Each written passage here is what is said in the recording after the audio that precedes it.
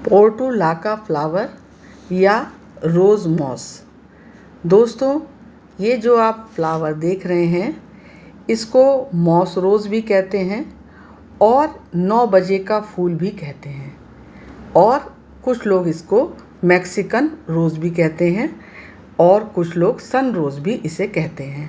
चूँकि ये रोज़ जैसा दिखाई देता है दोस्तों और बहुत खूबसूरत पौधा होता है, इसलिए इसको रॉक रोज़ भी कहा जाता है।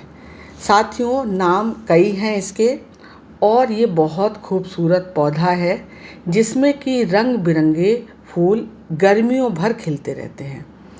और साथियों, ये बहुत आसानी से लग जाता है। इसके साथ साथ इसकी देखभाल भी बहुत कम करनी होती है, इसलिए ये सभी का बहुत ही प्रेम वाला पौधा रहता है। हर बगिया में आप इसे देख सकते हैं। गर्मियों में ये पूरी तरीके से फूलों से भर जाता है और कुछ फ्लावर्स में इसमें सिंगल पेटल्स आती हैं और कुछ में मल्टी पेटल्स आती हैं साथियों। तो नमस्कार दोस्तों, मैं हूँ वंदना और मेरे चैनल पर आप सभी का स्वागत है। दोस्तों, मैं आज आपको इसके बारे में जानकारी दूंगी कि आप किस तरीके से रोज़ मॉस को अपने जो है ये बास्केट में लगा सकते हैं। जो हैंगिंग बास्केट में आप इसको किस तरीके से लगा सकते हैं, इसके बारे में मैं आपको डिटेल से बताऊंगी। साथ में मैं ये भी बताऊंगी कि आप किस तरीके से इन पौधों से बहुत सारे रंग बिरंगे फूल अधिक संख्या में ले सकते हैं। तो दोस्तों, ये जो आप देख रहे हैं, ये आपको लगाने के लिए सबसे पहले किसी कंटेनर की ज़रूरत होगी।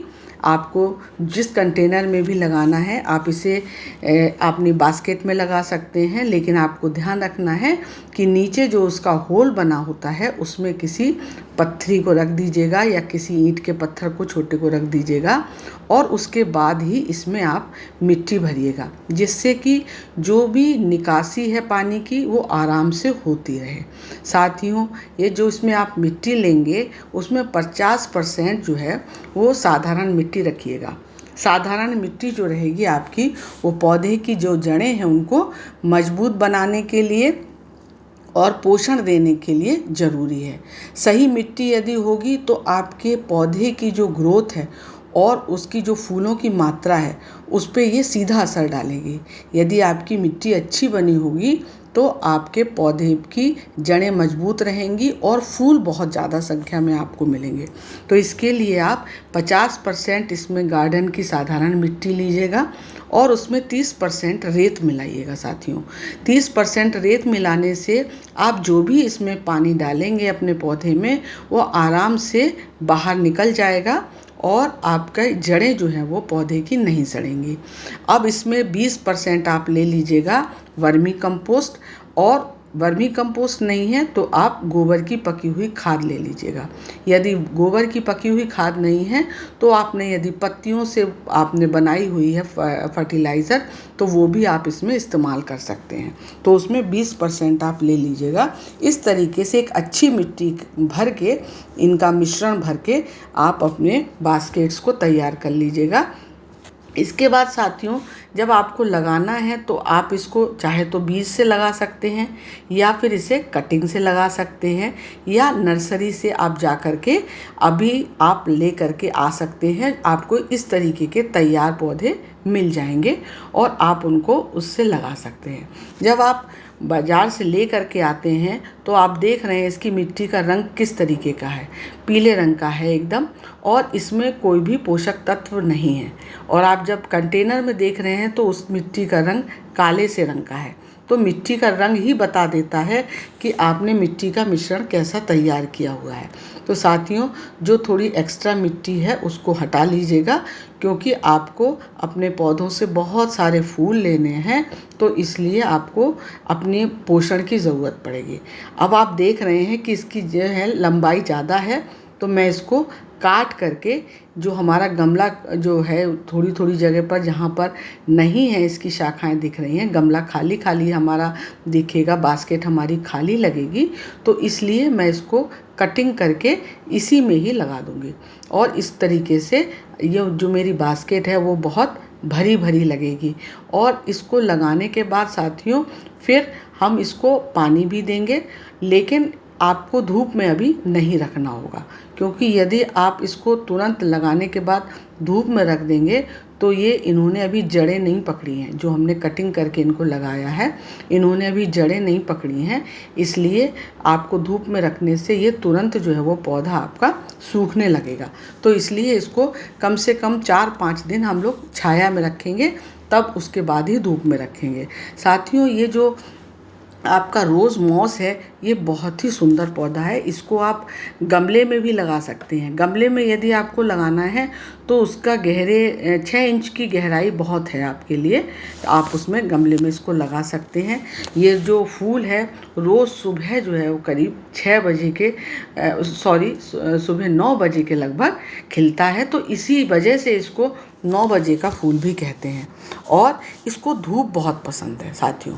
और जो इसमें आप खाद डालेंगे दोस्तों, वो आपको इसमें अभी तो आप देख रहे थे जब हमने लगाया है तो उस समय तो ऊपर उसमें जगह है, तो हम उसको वर्मी कंपोस्ट जो है वो वैसे भी दे सकते हैं साधारण, लेकिन अभी थोड़े दिनों बाद ही लगाने के उसमें ढेर सारी शाखाएं निकल जाएंगी और बहुत सारे फूल आ जाएंगे। तो उसके बाद फिर वो गमला इतना भर जाएगा कि उसमें जगह ही नहीं बचेगी आपकी वर्मी कंपोस्ट रखने की। तो उस समय आपको फिर क्या करना है कि लिक्विड में करके देना है इसको, वर्मी कंपोस्ट को, और अपने इसको एक दिन आप भिगो दीजिए और अगले दिन तब आप इसमें अपने रोज़ मॉस में दे दीजिए। इसमें क्या है कि इस जो आपकी वर्मी कंपोस्ट है, इससे आपको बहुत सारे फ्लावर मिलेंगे। इसमें मिट्टी की संरचना में सुधार कर देती है और पानी धारण क्षमता बढ़ा देती है। साथ में आपकी मिट्टी में सूक्ष्म जीव बढ़ा देगी और ये लंबे समय तक असर करेगी ये वाली फर्टिलाइज़र। और उससे क्या हुआ कि बहुत सारे आपके लगातार फूल आएंगे, क्योंकि इसमें फर्टिलाइज़र में इसमें नाइट्रोजन होता है, तो इसमें जो ये पत्तियां हैं वो उनको सबको हरा रखेगी। और इसमें खाद में फास्फोरस होता है, जिसकी वजह से ये जड़ों को मजबूत करेगी। और इसमें आपकी वर्मी कंपोस्ट में पोटाश भी होती है, तो इसकी वजह से ये रोग प्रतिरोधक क्षमता बढ़ाने में भी बहुत मदद करती है। तो जब आप ये फर्टिलाइज़र हर 15 दिन पर आपको इसमें देते रहना है। आप देख रहे हैं कितनी अच्छी अच्छी इसमें कलियां बन रही हैं, और ये हमारा 15 दिन का अपडेट है, 15 दिन के बाद की कंडीशन है। फूल आने भी उसमें शुरू हो गए हैं साथियों। और ये आपको कटिंग से कई पौधे आप इसमें बना सकते हैं। और जो है इसमें रंग इतने ज़्यादा आते हैं कि आपका गार्डन जो है वो मिनी रंगोली जैसा दिखेगा। इसमें गुलाबी रंग आता है, पीला रंग के भी होते हैं ये फ्लावर्स, सफ़ेद रंग में भी आता है, नारंगी कलर के भी फ्लावर्स होते हैं। ये गर्म मौसम का पौधा है दोस्तों, और इसमें 20 डिग्री सेल्सियस से लेकर के 35 डिग्री सेल्सियस तापमान जो है पोर्टुलाका के लिए सबसे अच्छा तापमान है।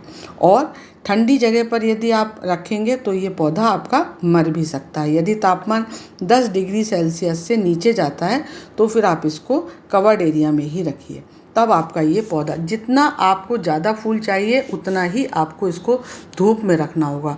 धूप पसंद होती है इस पौधे को, धूप जितनी ज़्यादा मिलेगी उतने ही ज़्यादा फूल इसमें आपको निकलेंगे। और सप्ताह में 2 बार आपको इसमें पानी देना है, ज़्यादा पानी देने की आपको इसमें आवश्यकता नहीं है।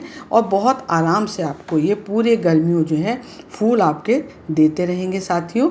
जानकारी आपको अच्छी लगी हो तो ज़रूर चैनल को सब्सक्राइब कीजिएगा। और आपको धन्यवाद। मिलती हूँ आपसे अगले वीडियो में, तब तक के लिए टेक केयर, बाय बाय।